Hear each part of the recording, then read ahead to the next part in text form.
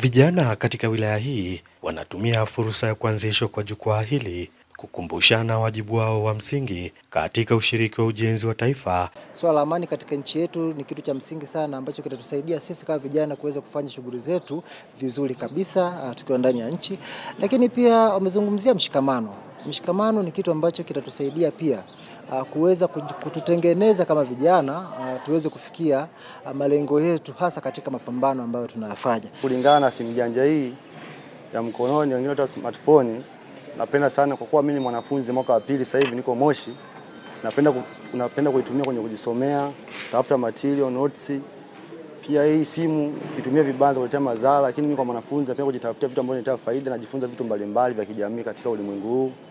Anderson Limo ni katibu wa Baraza la Wazee Taifa na hapa anaeleza faida za kutunzwa kwa amani, huku Shabani Mikongoti akisisitiza vijana kushiriki katika ujenzi wa taifa. Ni lazima uwe na maono ya kuwajibika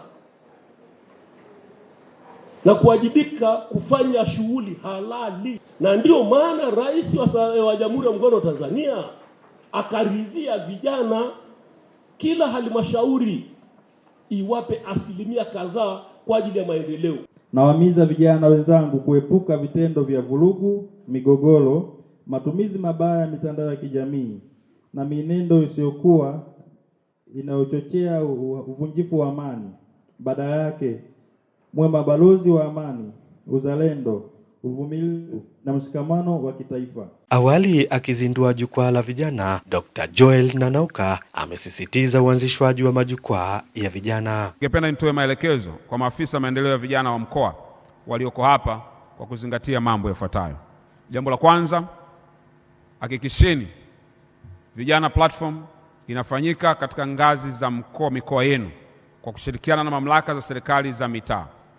Jukwaa hili kama nilivyoeleza awali halipaswi kubaki katika ngazi ya taifa peke yake, bali linapaswa kushuka mpaka ngazi ya jamii. Watusikie katika mitaa yetu, watusikie katika vijiji vyetu, ili kuwafikia vijana wa mijini na vijijini kwa usawa. Kutoka Shinyanga, Salvatore Ntandu, na hii ni Clouds TV.